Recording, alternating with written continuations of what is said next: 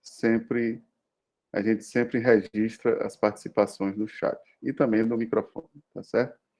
Então, fiquem à vontade para participar, uma vez que isso fará parte da nota de vocês, ok? E aí, gente, vocês já sabem que o Brasil tem grande parte das pastagens degradadas. Esse processo de degradação, ele se dá em uma série de etapas, tá certo? Primeira coisa é por falta da reposição de nutrientes. Depois, né, começa a aparecer invasoras, o capim para de crescer e no estágio mais avançado eu tenho a degradação do solo, que é mais difícil de reverter, que eu tenho erosão, compactação, e perda da estrutura, né, degradação da estrutura do solo. Por que eu estou falando disso? Porque vocês, na maioria das vezes, vão achar pastagens degradadas para recuperar, né, para reformar ou para renovar. Então, assim, no vídeo que eu mandei para vocês, tem 3 conceitos importantes, né, e que vocês devem prestar atenção, que é recuperar uma pastagem, reformar uma pastagem, renovar uma pastagem. E a gente vai falar isso aqui. O que decide, né, se você vai fazer cada coisa dessa, né, o que você vai fazer? Você vai ter que plantar novamente, você vai preparar uma área do zero, né, ou você vai ter que somente fazer algumas ações de manejo. Primeira coisa, pessoal, é saber o estágio de degradação daquela pastagem, né? Isso se não for uma área que não tenha nada. Mas se for uma área de pastagem, você tem que saber se ela tem um estágio de degradação aqui leve, moderado, forte ou muito forte. Quais são os estágios? Que é aquele que eu falei. A degradação leve é o capim que não cresce, né? A maioria dos capins aqui das pastagens não são adubadas, então o crescimento é baixo. E aí um pouco de solo descoberto. Depois vem as plantas daninhas, mas ainda tem capim, né? Aqui, ó, queda na capacidade de suporte. Vocês também já sabem o que é capacidade de suporte, né? Já tiveram aula disso. Então, vai caindo a capacidade de suporte à medida que eu aumento o estágio de degradação. Ou seja, aqui cabe muito menos animais, porque já não tem mais capim. Quando eu caminho do 1 para o 4, o capim vai desaparecendo, vai aparecendo plantas daninhas, né? E aqui no último estágio eu tenho solo descoberto e erosão. Isso nos ajuda a decidir, né, se eu vou recuperar, renovar ou reformar. Então, esses conceitos são importantes. Só um minuto.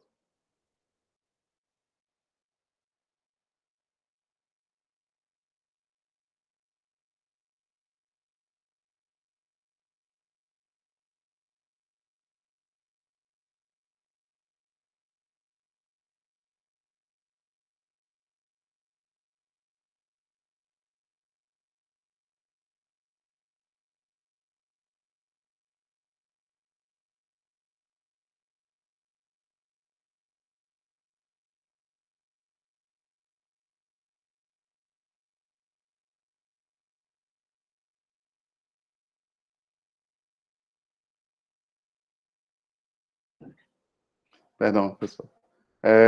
Bom, primeira pergunta é, quando vocês chegarem numa fazenda, né? Vocês vão recuperar, renovar ou reformar? Então, esses são 3 conceitos importantíssimos. O que é recuperar? Você aplicar um manejo para restabelecer o vigor da forrageira e mantém o capim. Ou seja, o pré-requisito para recuperar é se existe capim na área. Eu não consigo recuperar porque já tem muita planta daninha e o capim já não está mais. Eu tenho que renovar, né? Renovar, eu vou fazer um restabelecimento da planta forrageira. Então, não há troca da espécie forrageira, mas eu tenho que preparar o solo, tenho que revolver, fazer calagem, adubação e tudo mais. Quando tem muita infestação de planta daninha, uma degradação tão avançada que eu vou renovar esse pasto, vou plantar ele novamente. Quando eu quero mudar a espécie forrageira, né, eu chamo de... Nossa, troquei, desculpa, gente. Desculpa. Renovação, eu troco a forrageira, né? reformação, reforma de pasto, eu não troco a espécie forrageira. Estou falando negócio errado aqui, vocês nem chamam atenção, né? Na hora está prestando atenção ainda. Eu sempre troco. Recuperação é o restabelecer a cultura que já está no campo. Renovação de pastagem é eu trocar a espécie forrageira e plantar uma outra novamente. Reforma de pastagem é eu fazer um estabelecimento, né? Um plantio novo, mas da mesma forrageira. Eu estou formando ela novamente. Então, eu tenho 3 opções aqui que podem ser feitas. Aí pergunto a vocês, né? Qual delas é a mais barata, né? Ou formar, que é formar uma pastagem do zero. Qual dessas é mais barata? É a recuperação, a renovação, a reforma ou a formação? O que é que seria mais barato? Ops.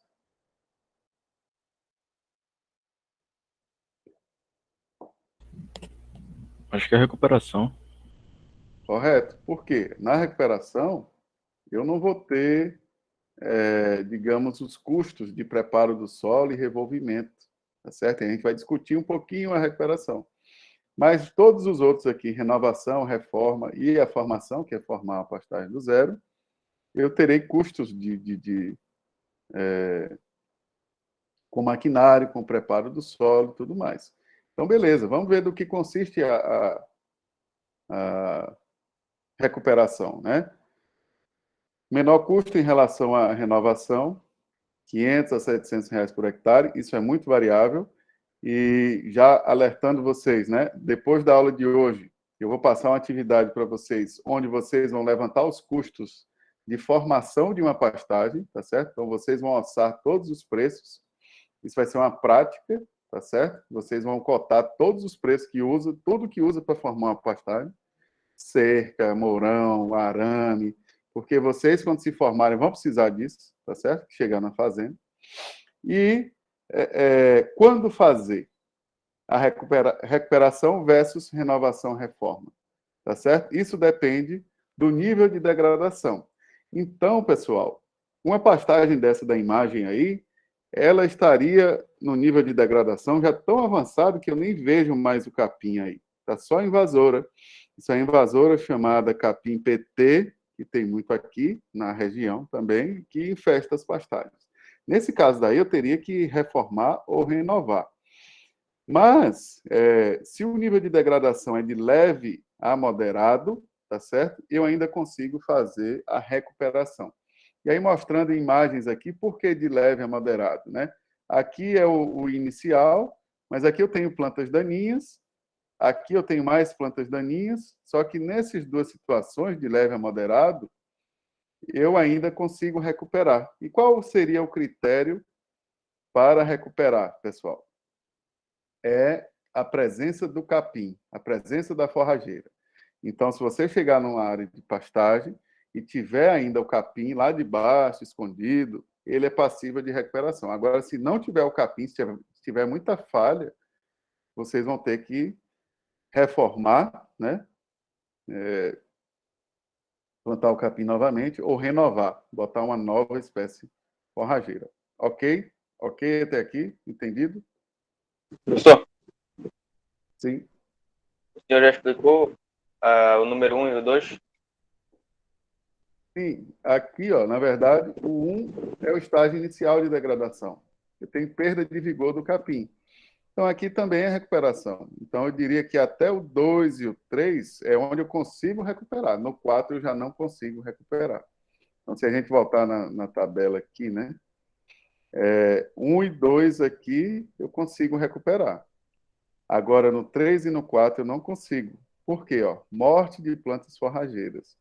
Aqui o capim já desaparece. Então, eu tenho áreas que não tem mais capim. Então, se não tem mais capim, eu não consigo fazer a recuperação, porque do que consiste a recuperação? São práticas de manejo que vão recuperar, restabelecer a condição de crescimento do pasto. E aí eu falo, quais são as práticas de manejo, né? Por que o capim não cresce, pessoal? O capim é extremamente agressivo, né? A planta C4, de crescimento rápido. Por que ele pararia de crescer? Vocês têm alguma ideia? Por que o capim para de crescer mesmo na época chuvosa? e aí aparece planta daninha. Quais são os fatores? Acredito que seja falta de nutriente no solo para ele. Falta de nutriente é um dos pontos importantíssimos, porque o pessoal que forma pastagem aqui na Amazônia não usa calagem, porque tem gente que diz que não precisa, técnicos, né? E não usa adubação porque acha que é caro. Então, o cara joga o capim lá e o capim que se dane para germinar e se vire. E mesmo assim ele germina, só que depois de um tempo ele morre, para de crescer. Associado a isso, o que mais que levaria ao comprometimento do crescimento do capim? Além da falta de... Pisoteio, professor. o Da acidez manejo, do solo. acidez, né? Que aí junto com a menor disponibilidade de nutrientes e o pisoteio aí eu digamos, transfiro, né, para o manejo inadequado. Vocês viram lá superpastejo, né? Lembra do conceito de superpastejo? O que era? Lá com o professor Aníbal. Há 2 anos atrás, no começo do semestre. O pastejo além do limite, né? Além da capacidade de suporte. Exato. Mais do que o capim suporta. Então, isso, né, às vezes o produtor coloca tanto animal que não dá nem tempo do capim crescer e ele também se degrada, somado à falta de nutrientes. Então, o capim que está fraco, ele precisa ser fortalecido. Por isso que tem as daninhas.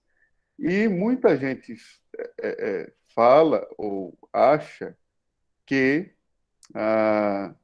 somente a aplicação dos herbicidas vai sanar o problema das plantas daninhas e recuperar o pasto.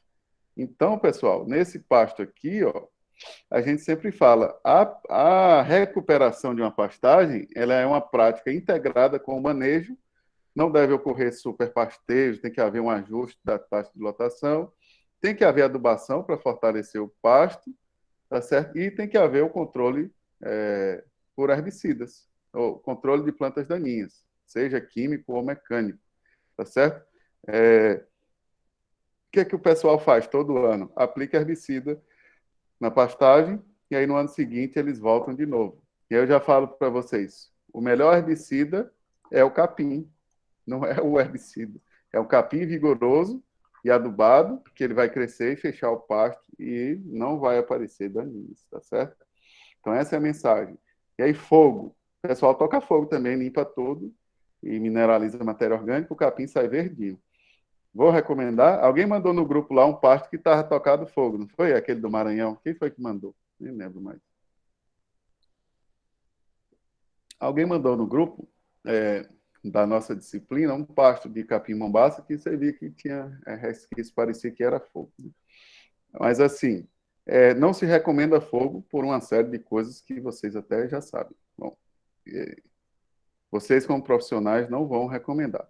Certo, pessoal? Então isso aqui é importantíssimo. Identificar as plantas daninhas, tá certo? Fazer o controle químico ou controle mecânico, aplicar herbicidas, aplicar adubação e ajustar o manejo. Isso é a recuperação da pastagem. Ponto.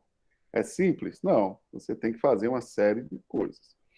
Isso é feito quando o estágio não é tão avançado. Agora, partindo para a formação, né? Seja para reforma, seja para uma formação do zero, cheguei numa área crua, não tem nada, não tem nem cerca. Eu tenho que cercar ela e fazer tudo, preparar a terra e tudo mais. Ou uma renovação, onde eu vou trocar o capim, foi a Emanuele. Isso. Geralmente, lá naquelas áreas, no Maranhão, eles tocam fogo nos pastos, porque aí limpa e o capim sai vigoroso. Né? O fogo, ele compromete muito a atividade microbiana do solo, compromete a física, uma série de coisas, né? Então, a gente não recomenda. Do ponto de vista ambiental, tem um impacto enorme. Vejam aqui, pessoal. Na formação da pastagem, se eu fizer coisa errada, eu já vou direto para a degradação. E aí, o que é coisa errada? Vocês vão fazer isso agora, né? Vocês estão escolhendo uma gramínea, Então, é importantíssimo escolher uma gramínea que seja adaptada ao local, ao sistema de produção, né? Se você escolher uma gramínea errada, ela não vai nem nascer, já vai morrer logo. Vocês têm que comprar uma semente boa, e aí vocês vão assar as sementes, vão ver o preço, quanto custa 1 quilo de semente de forrageira, tá certo? Vocês vão assar adubo, vão assar calcário e tudo mais. Então, se eu não formar uma pastagem adequadamente, eu já induzo direto a degradação. E aí chegou aqui, o que é que eu tenho que fazer? Reformar ou renovar. Volta tudo de novo. Beleza. Se eu formar a pastagem adequadamente, depois, né, a depender do manejo dessa pastagem, que é o que a gente vai falar um pouco mais adiante, né, que é a adubação, a quantidade de animais e tudo mais, se o manejo também foi inadequado, que é o que vocês falaram no início lá, que o cara coloca animais além da capacidade de suporte, além do que o pasto suporta, além do que aguenta, né? Ele não aduba, ele não faz nada com aquele pasto, aquilo com o passar do tempo vai para a degradação.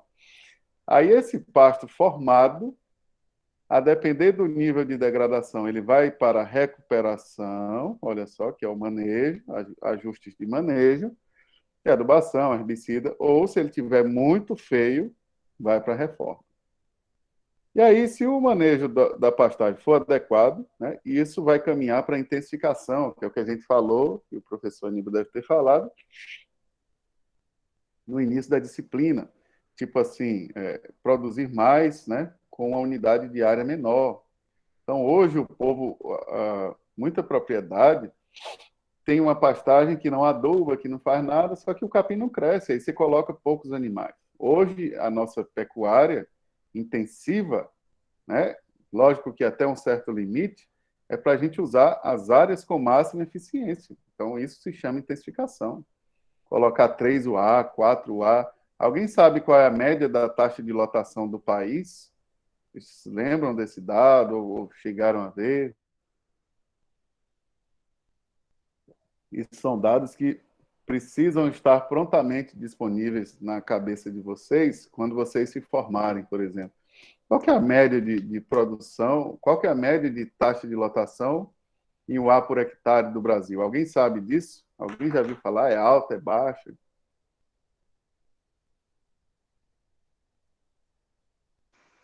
Eu sei porque eu acabei de jogar no Google. É Sim, 0,7. justamente. Se vocês olharem esse relatório aqui, ó, relatório da ABIEC 2021. Tem dados de rebanho. Vocês sabem quantas cabeças de gado tem no Pará, por exemplo? O último dado era 22 milhões de cabeças. Você sabe quantos habitantes tem no Pará? Tem 8 milhões de pessoas. Então, tem mais boi do que gente no estado do Pará, por exemplo, né? Então, assim, pessoal, é bom vocês irem olhando esses dados. Esses dados não é para a gente ficar ensinando na aula, é para vocês terem, vocês saberem quanto custa as coisas, quanto custa o adubo, quanto custa a soja, qual o preço da arroba do boi, né? A arroba é R$ 300, não sei o quê. Porque é o que vocês estarão na vivência profissional de vocês, usarão na vivência profissional de vocês. Beleza, a gente tem a lotação média em 0,7, em torno de 1 unidade animal por hectare. Todo mundo lembra o que é 1 unidade animal? É 450 quilos de peso vivo. Então, é um boi para 1 hectare. Essa é a média nacional, um boi de 450 quilos. Isso é muito baixo. Só que tem sistemas com 2, com 3, com 4, tá certo? Que são os sistemas intensificados. E aí a primeira coisa, né, que a gente vai fazer para formar a pastagem é o seguinte: caracterizar o sistema e o ambiente. Vocês não estão fazendo isso agora, no seminário? Bem detalhadamente. Vocês estão conhecendo o solo, o clima, toda a região. Essa é a primeira coisa, pessoal. Período chuvoso, período seco. Estão fazendo a climatologia, estão classificando o solo. Beleza. Então, vocês vão saber mais ou menos aí as regiões, o tipo de solo, se chove muito, tal, tal, tal. Os objetivos da propriedade. Qual é o objetivo da propriedade? Né? Tem produtor que não quer verticalizar a produção, quer ter uma produção ali mais simples. Tem um produtor que ele quer ter altas produtividades, que é um sistema mais intensivo. E esse objetivo da propriedade, pessoal, vai depender do produtor. e não de vocês. Vocês estão escolhendo agora porque estão no seminário, vocês são os donos do trabalho, vocês estão escolhendo com a lógica para fazer uma recomendação. Quando você chegar na fazenda, o produtor vai falar, ó, eu quero uma forrageira para equinos, né? Isso vai entrar no objetivo da propriedade, para equinos, só que eu não tenho dinheiro para fertilizante. Opa, isso vai direcionar a escolha já da sua gramínea. Mais exigente, menos exigente. Capacidade administrativa e de investimentos. Você vai chegar lá com um produtor que é totalmente descapitalizado e oferecer uma forrageira ultra produtiva, mas que é ultra exigente, cuidado. Então, assim, tem que adequar aos objetivos da propriedade, né? Um sistema intensivo, ele pede forrageiras produtivas e de alto valor nutritivo. Os animais que vão comer essa forrageira, eles consomem? Claro, eu vou botar um capim que cavalo não come. Opa, é isso que a gente quer ver de vocês na escolha, né? Mas que se adeque não só ao solo e ao clima, mas ao sistema. Então, olha, a visão como é maior, tá certo? Ela tolera as condições climáticas da propriedade, edáficas e climáticas. Isso tem que ser visto. E a capacidade do produtor? Ah, é um produtor muito avacalhado. Se eu botar essa forrageira aqui, não vai dar certo. Isso que eu estou falando, aí não é nem para o seminário, mas é para a vida profissional de vocês. E aí vem, né? Remuneração da atividade, mão de obra, manejo. É viável ter isso? Ah, o cara quer botar aqui não sei quantas cabeças de gado, mas só tem uma pessoa para trabalhar. Não vai dar certo. Vocês vão ter que adequar e pensar nisso tudo para passar as orientações aos produtores, né? E isso tem muita demanda. Isso aqui, falo para vocês, uma das demandas grandes hoje é formação e recuperação de pastagem. E o povo forma tudo doido. Você vai olhar o local, né? Topografia, preferencialmente plana, ou saber, né, se é declivoso. Ah, o que é que eu posso usar? Posso usar um cespitoso, capim cespitoso no terreno declivoso? Sim ou não, pessoal?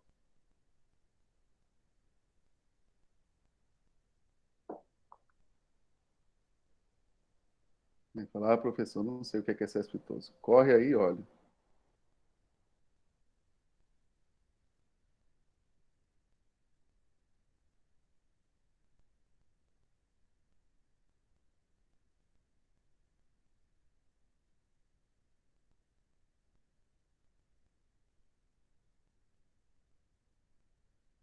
Alguém?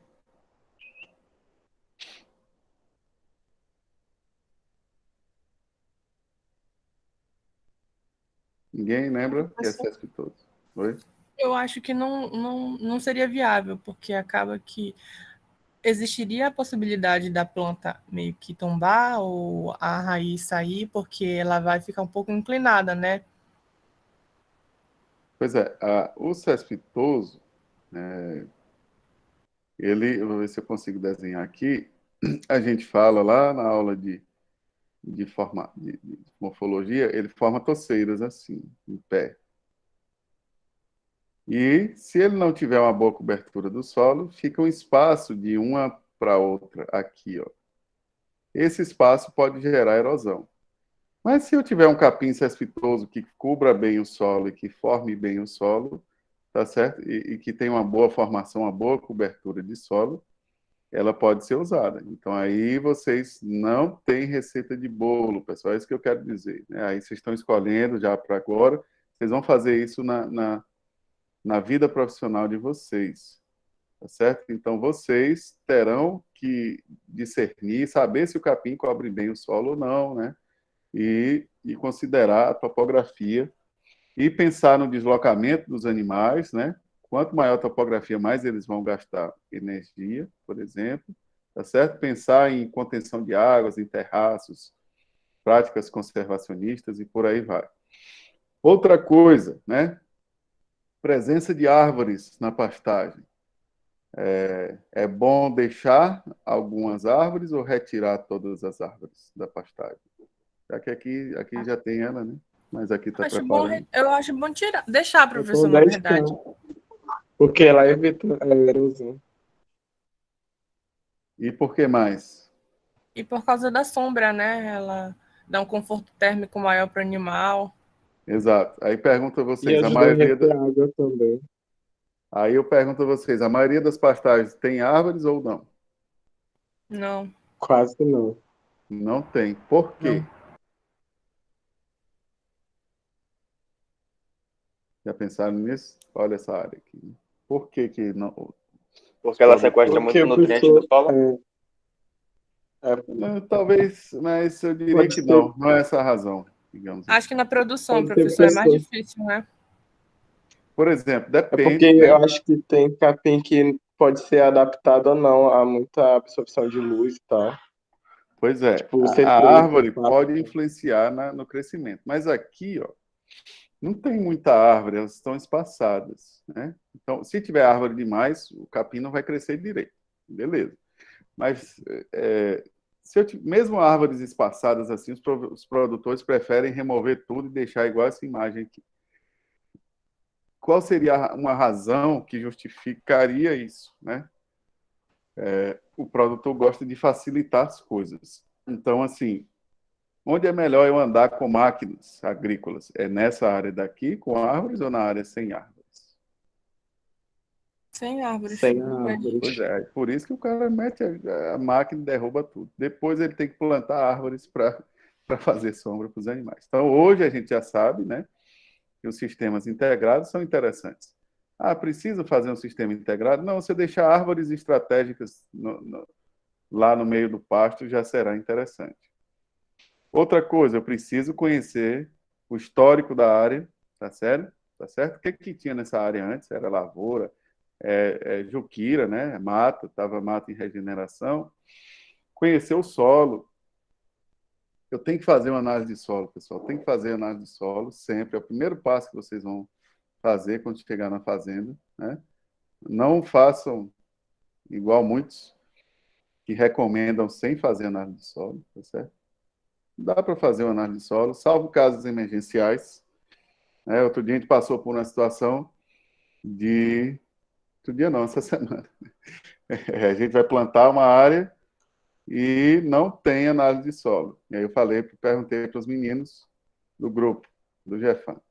Se eu não tenho análise de solo, o que é que eu faço? O que é que eu posso fazer, pessoal? Eu posso pegar uma análise de uma área adjacente, por exemplo, na mesma fazenda, ou de uma análise de solo próximo, para pelo menos eu ter um norte. Lógico que isso não é o correto, né? Vocês estão estudando. Eu posso pegar o histórico da área, eu posso pegar uma análise anterior daquela mesma área, só para eu saber e ter uma base, se eu não tiver nada. Mas o ideal é eu coletar para mesmo que eu tenha, para que eu tenha depois. A cobertura vegetal, o que é que tem nessa área, né? O que é que teve nessa área? Isso é importante. Vocês já aprenderam a coletar amostra de solo?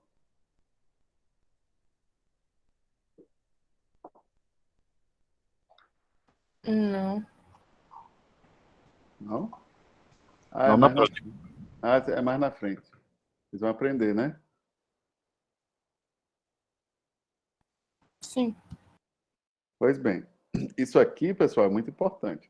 Eu ando com o trado dentro do meu carro hoje, porque todo lugar que a gente vai, a primeira coisa a se fazer é tirar uma análise de solo, para tirar um raio-x, né? Conhecer as características do solo da propriedade. Presença de água, né? Tem água, né? O pessoal utiliza muito aguada natural, mas isso não é tão recomendado, tá certo? E aí pergunto a vocês por quê, né? As áreas de beira de rio e de córregos, né? Ou até de açude, são áreas de preservação, principalmente de rios e lagos, né? São áreas de preservação permanente. E aí tem mata ciliar. Então, se eu desmato isso para colocar os animais para beberem água, e onde eles bebem água, eu posso causar assoreamento e uma série de impactos. Tá certo? Então, não se recomenda. E aí, o que mais se vê aqui são aguadas naturais. Mas os sistemas especializados, o que é que tem? Bebedouros. Então, vocês terão que projetar bebedouros quando fizerem um sistema, né, de pastejo, seja rotacionado ou contínuo, que é o que a gente vai falar mais adiante. Que é o que a gente vai falar mais adiante.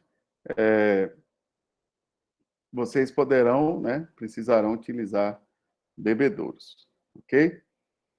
Vamos seguindo. Abertura de novas áreas. Pergunto a vocês, precisa-se hoje abrir novas áreas para produzir pastagem? Não. Não, porque já tem muita área aberta, tá certo? E desmatada, e antropizada e degradada, que a gente não tem justificativa para abrir novas áreas. Entretanto, né, existe ainda, apesar de redução que a gente teve nos últimos 15 anos, o desmatamento volta a subir, e principalmente no estado do Pará, tá certo? Só que esse desmatamento, algumas vezes, não é para pecuária, é para outros usos da terra, né? Grileiros, lotes, enfim. Só que a pecuária, em alguns momentos, também vai junto, né? Então, a gente não tem necessidade de desmatar essas áreas, que elas devem ser usadas para preservação. E observar a legislação ambiental. Vocês sabem a legislação ambiental daqui do Pará? Quanto que tem que ter de reserva legal? Não sei nem qual é a nossa legislação, quanto mais ambiental. Pois é, pessoal, tem que saber. 80% de reserva legal é que uma propriedade tem que ter. Então, se ela tem 100 hectares, 80 hectares de uma propriedade aqui na Amazônia, para ela ser, digamos, regularizada, do ponto de vista aí da legislação ambiental, teria que ser de reserva legal. A maioria não tem. Professor, Sim, isso em toda a Amazônia é legal ou só na região norte? isso é na Amazônia legal. Cada bioma tem os seus percentuais. Por exemplo, o Cerrado é 20%. Agora eu não lembro de cabeça, mas cada um tem um percentual. Na Amazônia é 80%, tá certo? Por quê? Porque é o bioma floresta, enfim, e é o que é muito devastado. Só que existem exceções para zonas mais antropizadas. Dei uma Google-itada nisso aí, né? A gente tem um verbo chamado Google It. Isso eu aprendi lá nos Estados Unidos. Não sei qualquer coisa, Google It. Procure isso no Google. Google It. Deem uma Google-itada sobre isso, porque é interessante. É um conhecimento complementar que vocês precisam saber. Todo produtor precisa ter 80%? Não, mas se tiver, é interessante para ficar dentro dos padrões ambientais. Existem exceções até 50%. Então, isso é importante, verificar essas legislações. Aí, na hora, muito bem. Na hora já foi rápido no gatilho aí da Google Itada, certo? Então, é importante. E aí vem o que vocês estão fazendo agora. Escolha da forrageira. Então, vejam que primeiro eu considerei primeiro passo para formar uma pastagem. O que vocês estão fazendo é o objetivo do sistema. É gado de corte, é gado de leite, é carneiro, é ovino, é caprino. É um sistema intensivo, de alto nível tecnológico, é um sistema mediano, é um sistema extensivo, avacalhado. A gente não vai trabalhar, eu não espero ver nenhum sistema extensivo, avacalhado, né? O pessoal gosta de facilitar, eu vou botar um capim que não precisa adubar, eu vou botar uma coisa que não tem nível tecnológico nenhum. Não vai ser para isso que vocês vão ser contratados, tá certo? Já falo aqui de antemão. Na hora pode corroborar aí, na hora complementar alguma coisa. Vocês vão escolher a forrageira, né? Depois de conhecer o clima, conhecer o solo, conhecer o objetivo do sistema. Características agronômicas, produção, persistência, saber se o animal come, o valor nutritivo, que depende do manejo, né? A gente falou isso bastante. Mas conhecer o capim, que vocês já conhecem, que a gente já falou bastante. E aí o sistema de exploração vai ser rotacionado, vai ser contínuo, né? Vai ser alto nível tecnológico. Então, isso vocês têm que observar. Esse slide aqui, pessoal, tinha várias características. Eu resumi tudo a uma frase. Vocês têm que adequar as características da cultivar às características e objetivos do sistema, e não o contrário. Tem gente que tenta fazer o contrário. O que é o contrário? Todo mundo planta BRS capiaçu. Aí eu vou plantar BRS capiaçu numa área onde ele não se adapta. Todo mundo planta capim, sei lá, que braquiária brisanta, cultivar marandu. Aí eu vou plantar, todo mundo vai plantar o mesmo capim porque ele é produtivo. Não é assim, gente. Então, a escolha de vocês né? Não terá certo e errado, terá argumentação. Vocês vão falar, eu escolhi esse capim porque ele tolera isso, ele é indicado para esse sistema e ele é consumido por esses animais, e isso, isso e isso. Ah, ok, tá bom. Os seus argumentos são válidos. Onde você viu isso? Ah, eu vi aqui nesse site, nesse aplicativo, tal, tal, tal. Ah, beleza.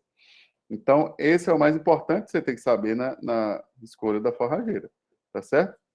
E aí, a época de plantio, tá certo? Lá no vídeo, a professora Janaína fala alguma coisa sobre isso também. Você vai plantar sempre no início do período chuvoso, né? Ou enquanto ainda tenha chuva.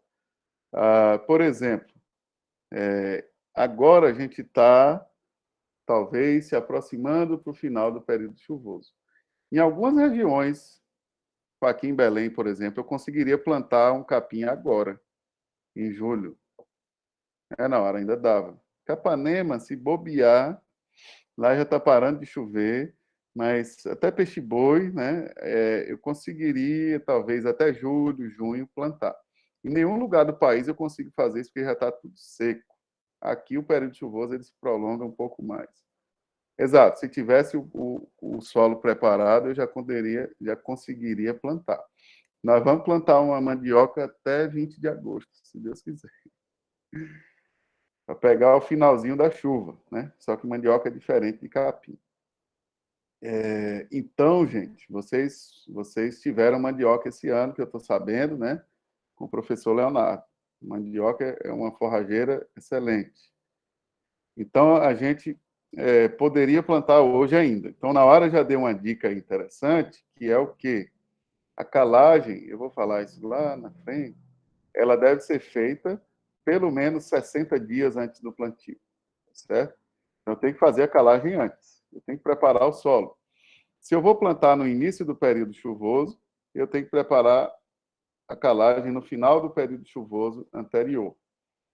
E aí eu tenho, né, geralmente, pessoal, problemas quando você vai para uma fazenda ou até mesmo dentro da universidade, a gente tem vários problemas. O trator quebra, não tem semente, não tem equipamento, não tem mão de obra. Então, tem que haver um planejamento para o plantio, que é o que eu vou fazer com vocês, que vocês vão guardar esse planejamento para a vida de vocês. E aí, se algum dia vocês chegarem a precisar formar uma pastagem, vocês vão fazer até igual eu, que estou correndo atrás hoje disso, de formar um banco, né? Porque como muda de região para região, eu preciso formar um banco de cotações de preços de adubos, de preços de herbicidas. Você precisa saber isso, porque é isso que o campo vai demandar também. E o conhecimento, lógico, do porquê das coisas, tá certo? E aí vamos seguindo aqui.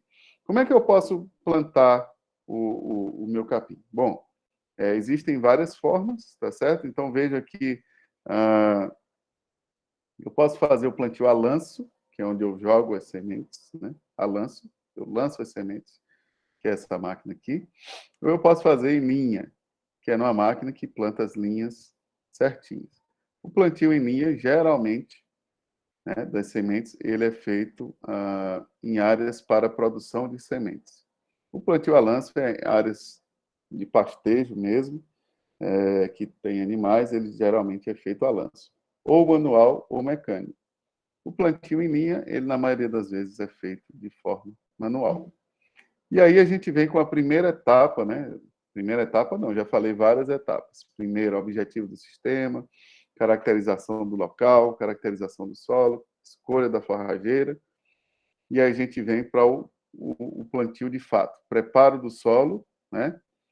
Que é quebrar torrões, formar ali uma superfície adequada para a germinação. E existem diversas formas de preparar o solo.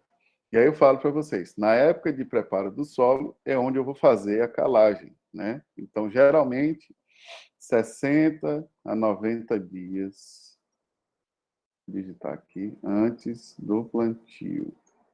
Calagem. Por quê, pessoal? Porque demora um tempo para reagir, né, o calcário no solo. Tá bom? E aí, beleza. Vamos seguindo. O preparo do solo, ele pode ser manual, pode ser mecanizado, né? Ou as novas áreas abertas que passa a corrente. Então, já falamos,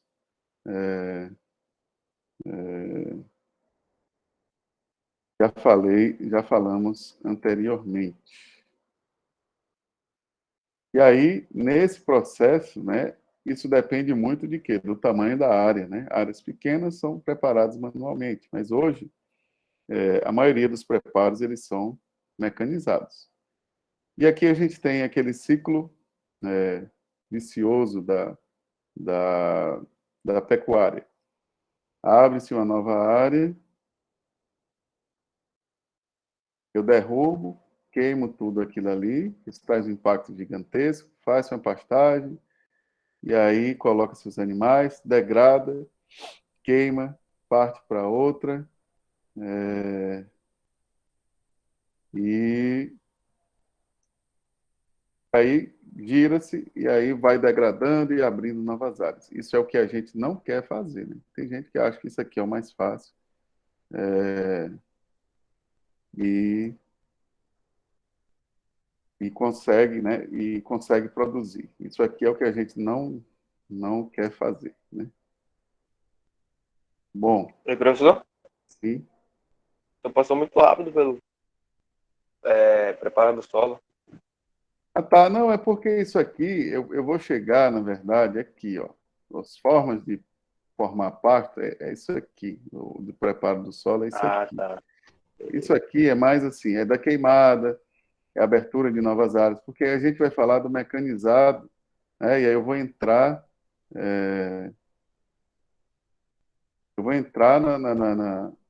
nas formas de preparo, plantio direto, consórcio, gramínea e leguminosa, essas coisas. Então, isso aqui é só uma introdução, digamos, para eu chegar lá nas formas de preparo propriamente dito. Então, isso aqui, digamos, depois eu tenho até que cortar isso mesmo. Mas é mais uma contextualização, na verdade. Por quê? Eu posso fazer queimadas, né?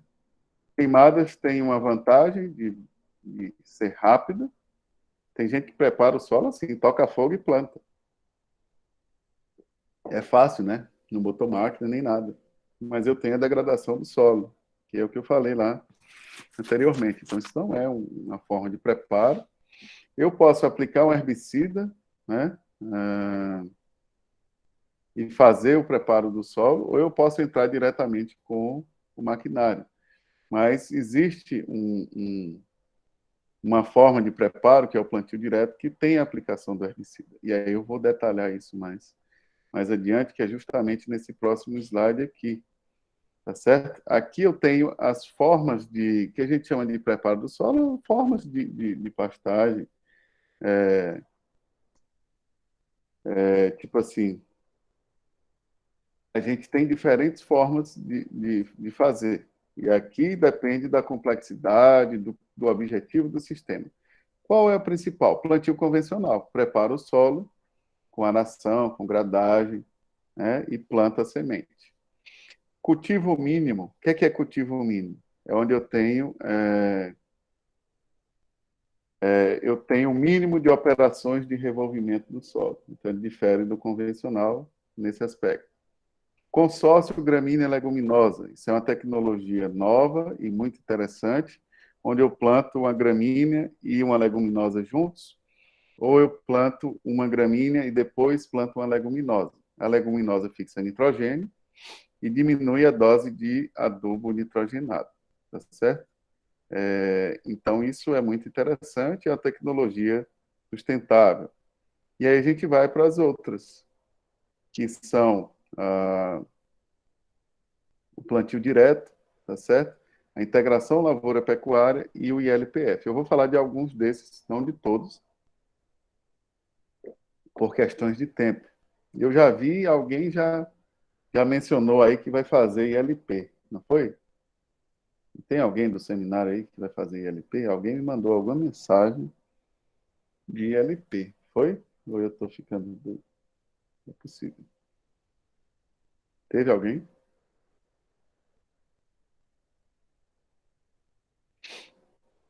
Ninguém? Vocês estão aí, gente, ou está todo mundo dormindo? Só para saber. Estamos aqui. Tá aí, Aqui, tá aí, João. Joia. Que a gente fica falando, só dois respondem, né? Aí eu fico. Às vezes a gente dá uma sensação que a turma tá meio cochilando aí, né? Estão jogando bola, passeando. Joia, joia. Beleza. Bom demais.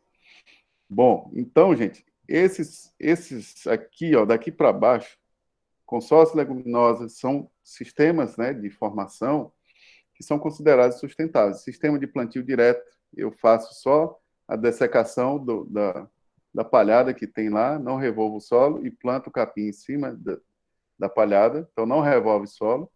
Se não revolve solo, o custo é menor, né, não usa máquina. Integração lavoura-pecuária e a integração lavoura-pecuária-floresta. Aí vamos falar um pouquinho de cada um desses. O convencional, pessoal, é o que se faz sempre. Eu faço aração, gradagens, ou somente gradagens, uma grade pesada e depois uma grade niveladora, e o solo fica niveladozinho, pronto para receber a forrageira. Isso é o que se faz na maioria. Isso aqui tem um alto custo, né, quanto de maquinário, mas ele é necessário, muitas das vezes, quando se tem aí um grau de infestação de invasoras, e você tem que revirar tudo, tem que renovar tudo, aplicar herbicida, e fazer o preparo convencional, certo? Então, depende de recursos financeiros, depende de uma série de coisas, mas é o sistema mais utilizado, tá certo? Porque ele faz o preparo ali do solo e deixa nas condições ideais. Em termos de vantagens, né, ele deixa o solo bem plano, ajuda na eliminação de plantas forrageiras, mas tem um alto custo, tá certo? E você, se revolver demais o solo, você pode acabar pulverizando demais o solo e comprometendo a, a a estrutura do solo. Então, isso aí não é interessante também, tá certo? Em termos de sustentabilidade, a gente considera baixa, por quê? Porque eu tenho alta emissão de, de gases poluentes, né? Então, isso aí, ah, isso aí não é tão interessante, mas, como digo, em algumas situações ele pode ser necessário. Então, não descartem, né? E é o mais utilizado nas propriedades. Beleza. O que é STP, professor? Oi? O que é STP? Espécie. Tá. Quando a gente vê, né, Braquiária SPP, são espécies do gênero Braquiária.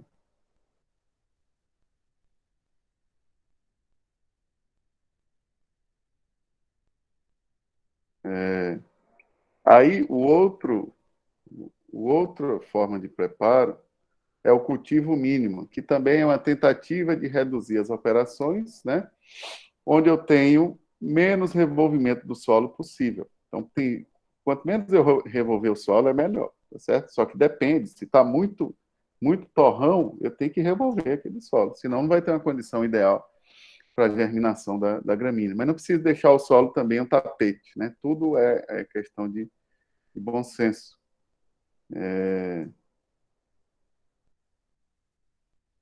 E aí, beleza. Isso é feito também, às vezes, na recuperação de pastagens, né, em algumas áreas, mas eu tenho, às vezes, uma aração e uma gradagem e pronto, só o plantio.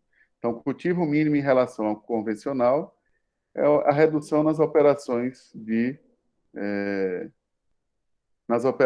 revolvimento e preparo do solo, certo? Então, ele tem um menor gasto, mas ainda pode existir comprometimento do solo, né, considerando a erosão. Mas já é interessante, já é uma alternativa a, a, ao cultivo convencional.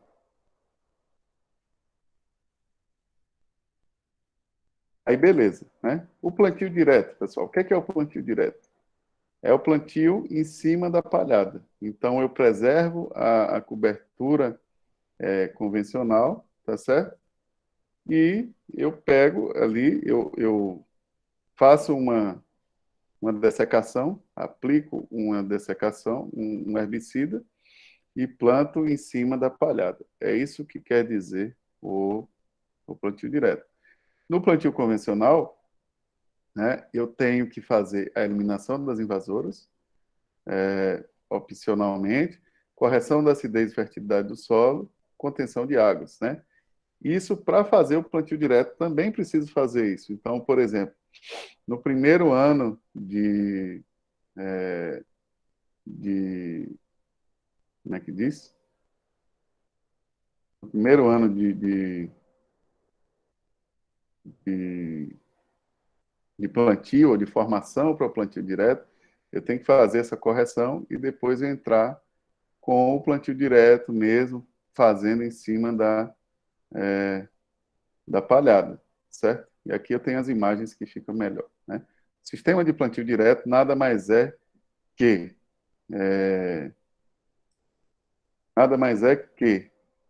eu plantar uma cultura ou eu ter uma vegetação nativa, tá certo? Naquela área, e eu dessecar, aqui, ó, dessecou, e eu fazer o plantio em cima da palhada. Então, eu plantei o capim em cima de uma palhada. A técnica de plantio direto significa isso. Vocês já ouviram falar nessa técnica do plantio direto? Sim ou não? Já. Já, né? Então, é uma técnica aí de sustentabilidade que ela não remove, não revolve o solo, tá certo? Então, ela é muito interessante. E, como é que diz? Para eu fazer o plantio direto, eu preciso corrigir o solo. Então, tem gente que só planta em cima da palhada e diz que é plantio direto, mas não corrigiu a fertilidade do solo antes. Tem que haver essa correção antes, senão o solo lá de baixo vai ficar extremamente pobre. Então, isso é muito importante, certo? Beleza. Aí vamos para o próximo preparo, né? Integração lavoura-pecuária. Alguém sabe por que, né, se faz ou por que se fez integração lavoura-pecuária? Pergunto a vocês. E, professor, eu acredito que seja para uma renovação do pasto e tal. Também, mas o que mais? Como surgiu essa ideia de integração lavoura-pecuária? Talvez para suprir a necessidade de, como é que eu posso falar? Alimentar o animal nas épocas de estiagem. Não sei. Interessante essa observação, né? As duas observações são interessantes, porque, assim, minha câmera tá meio esquisita. Essas observações, as duas, né? O que é que dizem? A primeira razão foi a falta de capital dos produtores para recuperarem as pastagens. Então, além das razões que vocês falaram, né, é utilizar melhor a terra, né? E assim, nas fazendas de lavoura, o solo fica descoberto, né? Então, utilizou-se aí a integração lavoura-pecuária. Nas fazendas de pecuária, tá? Os pastos estavam degradados e eu não tinha dinheiro para recuperar esses pastos. Então, sendo assim, né, lá em Goiás, o pessoal da Embrapa Arroz e Feijão criou o sistema de plantar uma cultura anual de grãos e, em seguida, ou junto com ela, semear o capim, e ali eu teria um pasto formado com adubação residual da cultura anual. Então, os custos da cultura anual já supririam a formação, a recuperação da pastagem. Então, isso é muito utilizado, tem um potencial muito grande para ser utilizado aqui na região norte. Então, eu tenho duas formas: formar o pasto primeiro e depois os grãos, ou implantar os grãos e depois o pasto, tá certo? Quais são os objetivos, pessoal?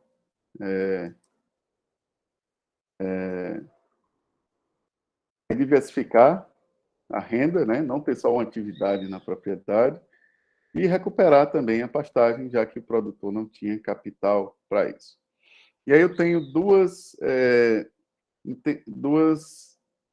objetivos diferentes, pessoal. A fazenda, que é de pecuária, que faz integração, tá certo? Ela quer recuperar os pastos. A fazenda de lavoura, ela quer, no período seco, que fica ali uma entre-safra, que não tem nada, ele forma um pasto e eles terminam animais na época seca. Então, quando você passa lá em Paragominas, alguém já foi em Paragominas? Vocês passam lá agora, né? Tá tudo seco, não tem mais nada. E a terra, o solo fica descoberto. Nos sistemas de integração lavoura-pecuária dessas fazendas de agricultura, quando eles colhem o capim, quando colhem o milho, a soja, o capim fica lá e ainda verde. E eles passam a seca com esse capim, fornecendo suplementação aos animais, e engordam o boi na seca. Então, existe uma safrinha, né, de boi no período seco. E tem fazenda que alterna entre lavoura e pecuária numa mesma área. Por exemplo, um determinado lote, uma determinada quadra, eu vou... Tá certo, Thaisa. Ok. Faltou luz.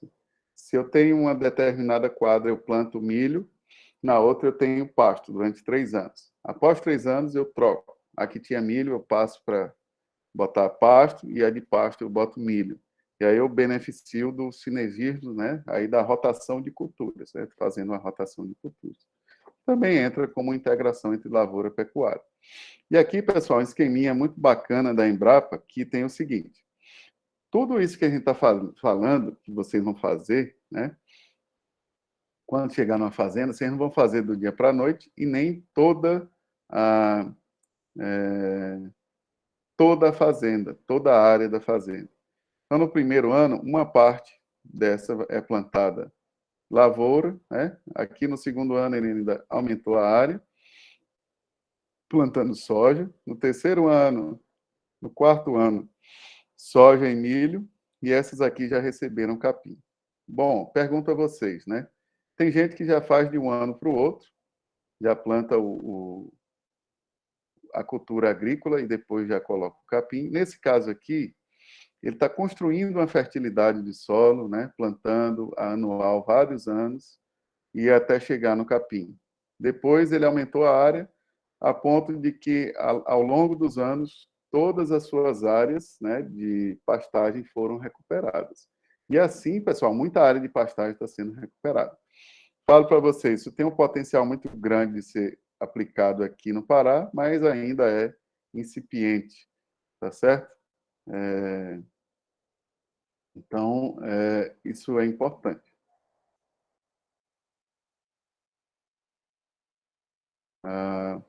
E aí, beleza. Numa fazenda de lavoura, é o oposto, né? Qual é o objetivo? É, no período seco, eu ter os bovinos, né, no capim. Então, eu planto soja, planto milho, por exemplo. Pode ser qualquer cultura, tá, gente? Mas essas são as mais usadas. Planto milho, semeio o capim no meio. Quando eu colho o milho, eu tiro, né, as plantas e fica o capim. Aquele capim pega o final do período chuvoso e a seca. E eu coloco o boi ali dentro, suplementado, e ele passa a seca e ganha peso. Ok. Só que a fazenda é de lavoura. No ano seguinte, ela desseca o capim, aplica herbicida, mata o capim e planta a soja, né, em plantio direto, sobre o capim, na palhada do capim. E aí falo para vocês um outro parênteses aqui, pessoal, que já foi feita pesquisa. O plantio de soja em cima da palhada do capim, ele apresenta maior produtividade do que o plantio convencional de soja. Então, hoje, tem gente plantando capim e às vezes nem coloca animais só para fazer palhada para plantar soja antes. Isso eu estou falando lá em Goiás. Aqui eu não sei se alguém faz isso, mas talvez tenha, certo? Teve um comentário aqui que passou batido, esqueci, né? Falou. Assim, de aço inoxidável. É isso aí. Tem vários detalhes importantes e interessantes, Daralin, sobre a coleta da amostra, certo? Para análise de solo.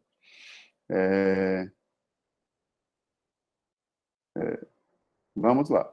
E aí, nessas fazendas de lavoura, né? O que é que o pessoal faz? Planta o milho consorciado com capim, ou planta soja e planta milho, ou planta soja e faz o plantio da forrageira. Depois de colher a soja, ainda tem chuva aqui, ou planta soja e joga o capim por cima da soja, chamado sobressemeadura, tá certo? E tem as forrageiras, e aí todos aqui eu tenho safrinha de boi. Então, a fazenda de pecuária, que ficava de agricultura, que ficava com a terra descoberta, solo descoberto, passou a tirar uma safrinha de boi na seca, tá certo? Então, isso é fantástico, tá bom, gente? E aqui é um exemplo de um zootecnista que ele foi meu aluno, né? E ele fez isso na propriedade da família, se não me engano. Essa área aqui, né, desse jeito, degradada, queimada, ele plantou milho com capim, braquiária brisanta, cultivar piatã, colheu milho para grão, e no final você tinha um capim verde aqui, no final do período chuvoso ainda. Então, tem muita gente engordando o animal nessa condição. E aí recuperou e formou o pasto. Isso é muito interessante. Tá bom? E aqui o resumo, né? Daquela fazenda lá que pode usar pecuária, mas que também alterna. Planta o milho, joga o capim no meio do milho, tira o capim, aí pode usar capim vários anos, depois ele desseca o capim, planta a soja em cima, a soja produz mais. Isso é muito legal, mas tem que saber aí alguns detalhes, né? Escolher a espécie que se adapte a essa condição, que não sobreponha a cultura agrícola, verificar a melhor época de semear o capim, se é na entrelinha, na linha, a lanço, se é no plantio, se é na cobertura. Tem vários pontos. Tomar cuidado para ele não sobrepor a cultura agrícola. Então, tem capim, por exemplo, o mombaça, que ele cresce muito. Se você não tiver um controle bom dele, né, ele pode passar o milho e aí cobrir o milho. Aí você não produz milho e o mombaça toma de conta, tá certo? Então, esse é um ponto importante. Aqui, pessoal, aqui eu tenho uma trincheira, né, um sistema radicular de um capim braquiária e um sistema de LP. Vejam a profundidade das raízes, né, como é muito maior. Esse capim tolera mais a seca, o sistema se torna mais resiliente, a matéria orgânica do solo aumenta, etc, etc, etc. Pergunta, Gabriela. Consórcio com milho. Em qual você fala? Deixa eu voltar. Nesse daqui? Ou no gráfico? Esse, né?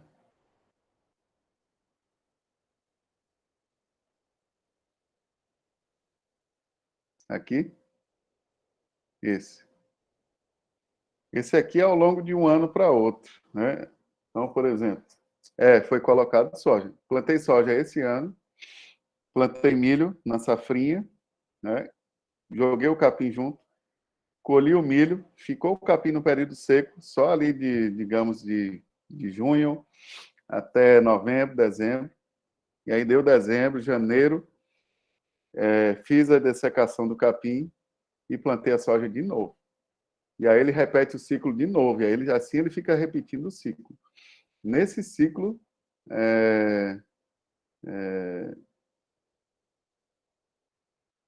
Nesse ciclo, pessoal, a matéria orgânica do solo aumenta, né?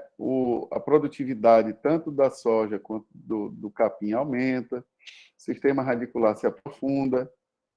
No sistema ILP, né, a queda no déficit de forragem é menor, porque eu tenho capim vigoroso no período seco, tá certo? Então, traz uma série de benefícios, além de trazer, aqui é só um gráfico para vocês verem que, como aumenta o desempenho animal, eu tenho uma diminuição da emissão de metano por quilo de peso vivo. Então, por exemplo, tem uma matéria que saiu outro dia que fala assim: a carne que você come pode estar salvando o planeta. Vou ver se eu resgato aqui. Na hora consegue resgatar essa notícia? Eu mandei.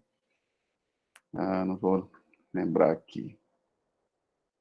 Deixa eu ver se eu acho. Uma matéria muito interessante da revista Forbes, que fala assim.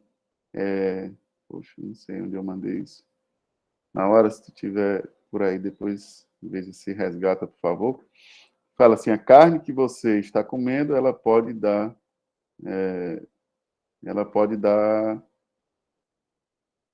ajudar a salvar o planeta, porque esses sistemas integrados, eles diminuem as emissões de gases, né? Eles aumentam a fixação de carbono no solo, etc. Então, eu vou achar aqui a matéria, só não sei aonde mais, que fala sobre isso, tá bom? Então, é bastante interessante. Aquela matéria da Forbes que eu falei, a carne que você come pode salvar o planeta. Mandei nos grupos aí esses dias, não me lembro mais, não consigo. Não sei. Bom, mas é isso. Professor, Sim. só tirar uma dúvida, esse ILP, ele vai ser meio que obrigatório, né, para o nosso seminário integrado, porque a gente tem cultura de interesse zootécnico também. Não, depende. A decisão de integrar ou não, ela é de vocês. Aqui eu estou apresentando o sistema. Então, assim, você pode ter uma área que você vai plantar a sua forrageira e outra área que você vai plantar o seu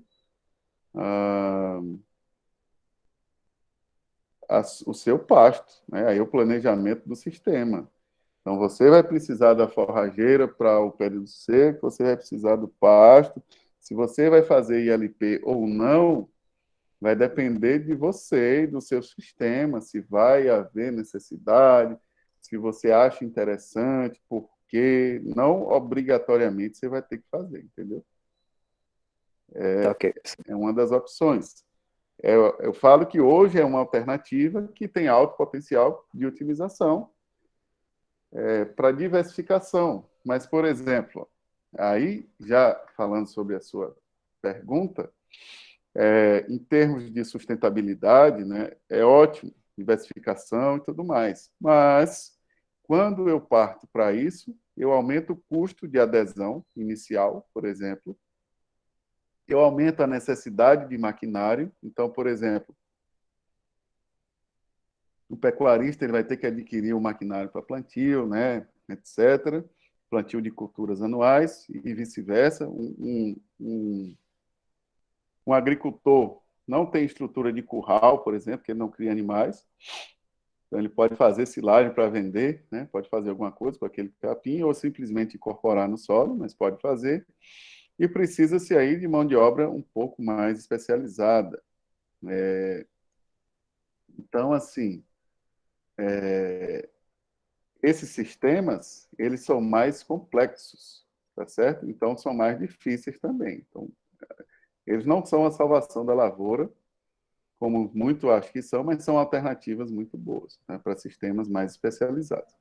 E aí, chegando já nos finalmente, não estou longe dos finalmente, a gente tem os sistemas de integração lavoura, pecuária, floresta, que aí eu tenho um terceiro componente, que é a árvore, que é para dar sombra, que é para dar conforto térmico, que achei, pessoal.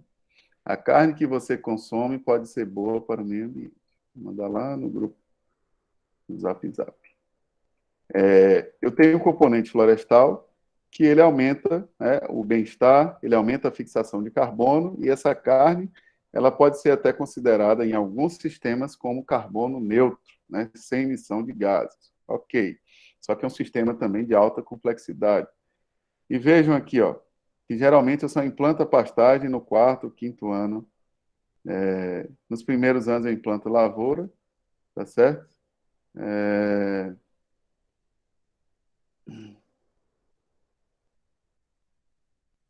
Eu implanto nos primeiros anos a lavoura e depois a pastagem. Por quê? Depois do quarto, quinto ano, as lavouras já não suportam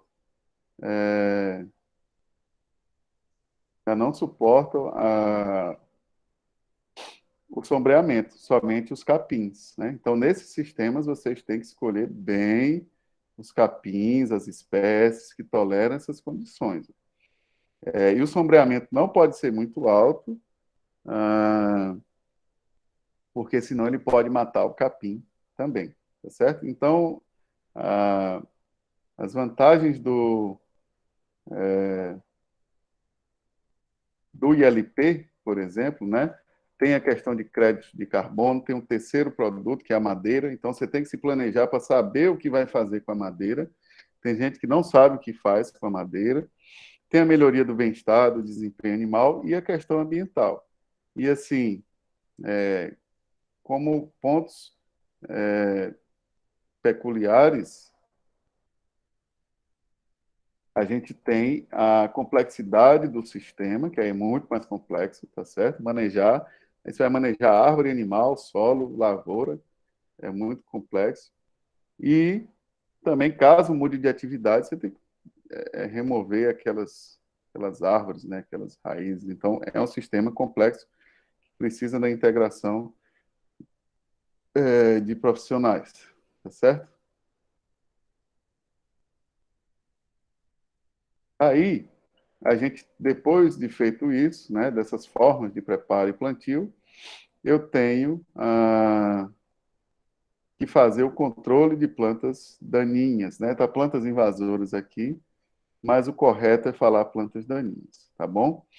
Daí, pessoal, eu preciso fazer isso para que tenha um estabelecimento adequado da gramínea, feita adubação, feito calagem e tudo mais. Eu preciso fazer esse controle das plantas invasoras. Então, geralmente, com 30 a 45 dias após a semeadura, eu devo fazer uma aplicação de herbicida. Tá certo? E aí nós vamos partir para a semeadura. Queria ver com vocês, não sei como é que a gente está de tempo e distribuição das aulas, porque eu estou com a garganta falhando.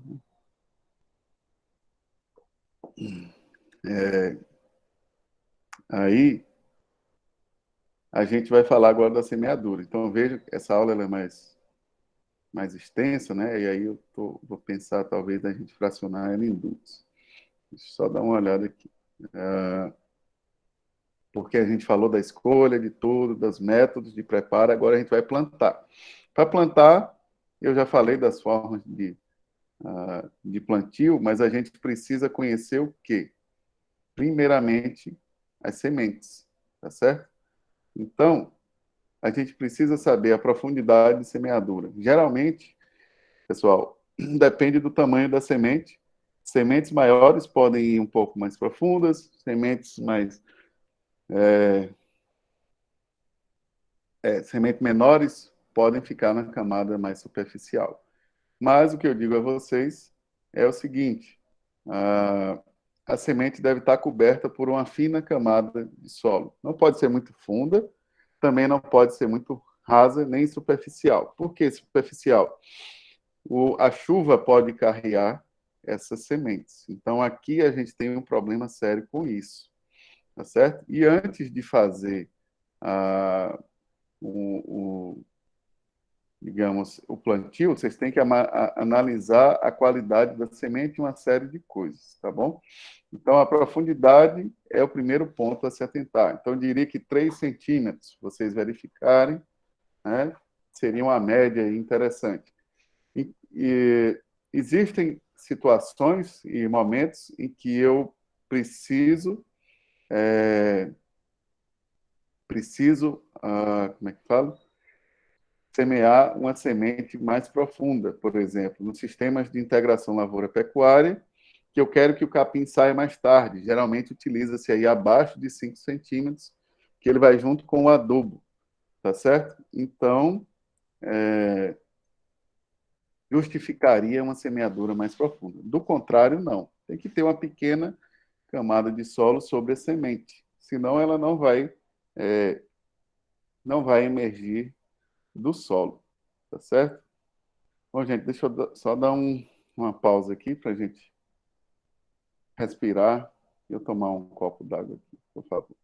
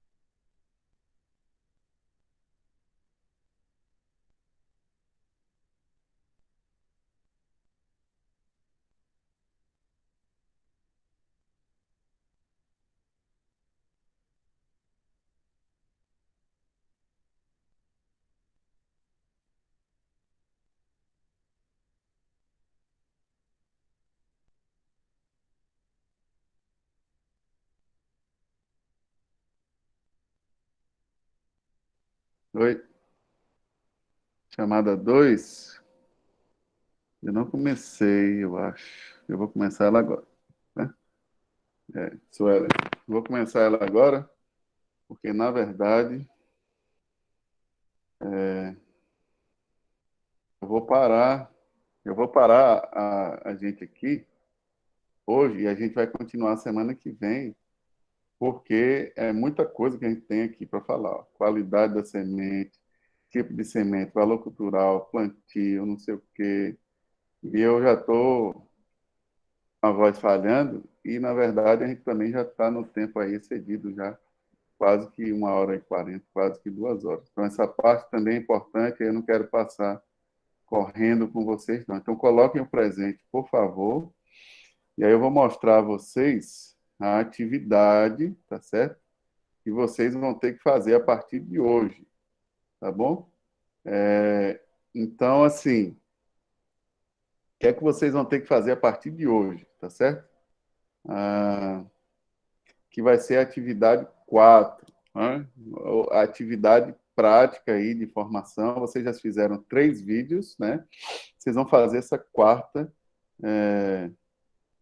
atividade. Então, o que é que vocês vão fazer hoje, pessoal? A partir de hoje, até a próxima aula, até de hoje a 15 dias. Vocês vão ter 15 dias para fazerem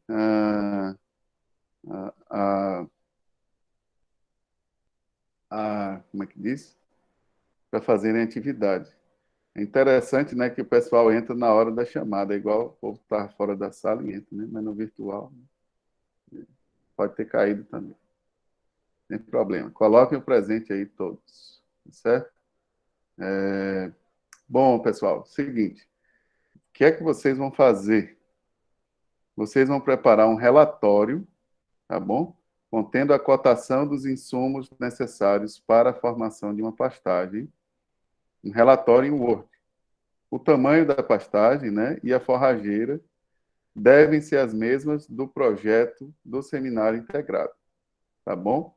Isso para as equipes que têm o seminário integrado. A equipe 8, que não possui projeto de seminário, deverá considerar hectares de capim-mombaça em sistema rotacionado. A gente vai passar isso no grupo, tá certo? Aqui eu quero apenas dizer para vocês o quê?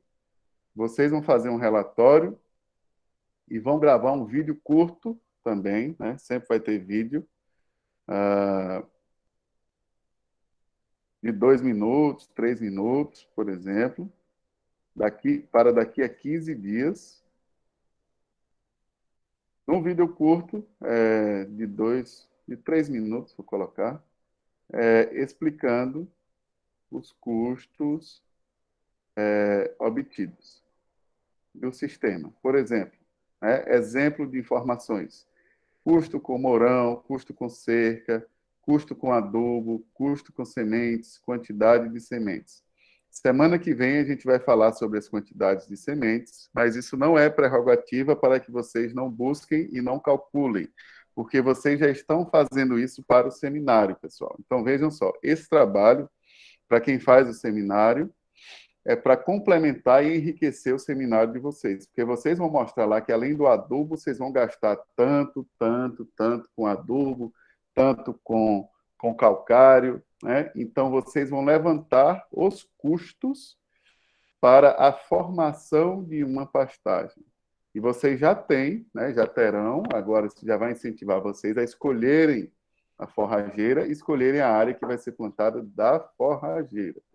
Não, pessoal. É para vocês ligarem, buscarem nas lojas agropecuárias, aqui na região. Vocês vão formar uma pastagem aqui no Pará, por exemplo, né? Vocês têm diferentes localidades.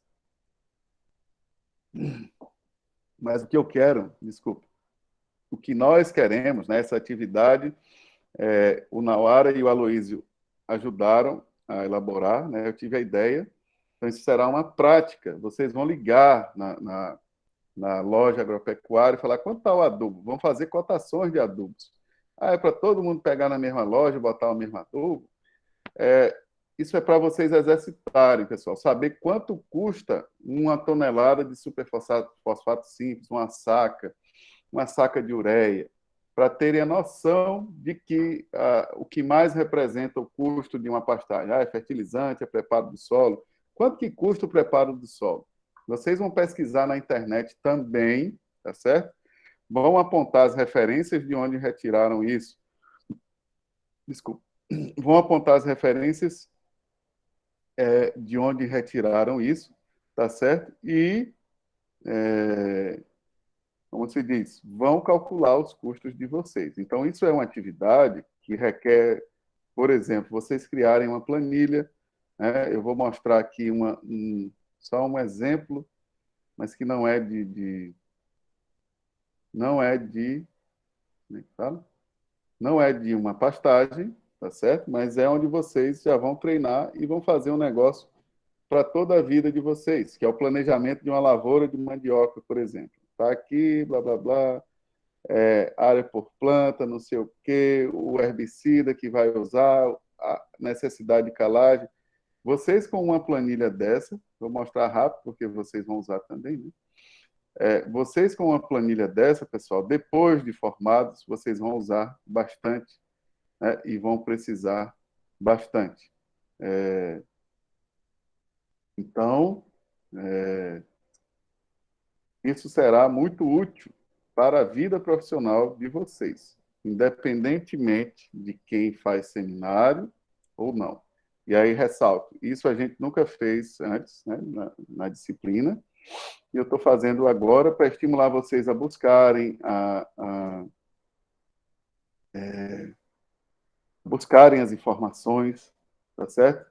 A mapearem os preços e depois vocês só vão atualizando essas coisas, certo? Eu vou mandar no grupo. Professor, Sim.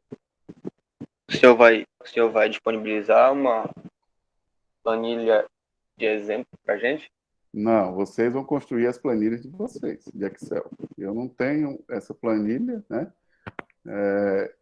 E vocês vão construir as planilhas de vocês. Vocês estão aprendendo, vão aprender a calcular a adubação, coloquem tudo numa planilha de vocês, para fazer os cálculos. E os cálculos ficam, por exemplo, prontamente disponíveis para qualquer hora que vocês usarem. Então, a ideia, né, gente, é vocês provocarem e buscarem as informações de aprendizado. Então, como é que fala? As informações todas estão disponíveis na internet. Como é que vocês vão aprender? Vão buscando. Eu falando aqui 2 horas, 40 minutos, digamos que vocês não vão assimilar metade das coisas que vocês vão assimilar buscando e tendo dúvidas. E aí eu e o Aloísio e o Nawara estaremos disponíveis para sanar essas dúvidas. Então, essa é a ideia, né? Vocês buscarem, vocês construírem as planilhas, vocês fazerem o trabalho, porque isso vai ajudar muito nas contas e no seminário de vocês. Então, vejam que esse trabalho ele é um complemento, né, do seminário integrado. Ele vai auxiliar no seminário integrado de vocês. E até porque a gente ainda tem mais continhas que tem por vir, né? Então, isso aqui é mais um estímulo e como é que diz? E uma provocação mesmo para que vocês corram atrás, tá certo? Disso. Quais materiais eu vou disponibilizar, vocês vão buscar. Eu não vou disponibilizar material, né? Eu não tenho, os materiais são as literaturas, os vídeos, a aula, né? Tudo que eu falei hoje aqui já vai de encontro a isso. Vocês vão buscar os custos e levantar os custos. Então, isso é uma atividade, gente, para vocês serem os protagonistas do aprendizado de vocês, né? Eu não vou dar nada mastigado, né? Até eu não tenho isso. Vocês vão levantar os custos de cada propriedade, de cada área de vocês e vão correr atrás. Pôr a mão na massa mesmo, né? Vocês vão pôr a mão na massa, literalmente, certo? Então, por isso que isso é uma atividade prática, certo? E se vocês levarem a sério, vocês vão aprender bastante. Se vocês quiserem pelos caminhos fáceis ou deixarem para cima da hora, aí é a critério de vocês.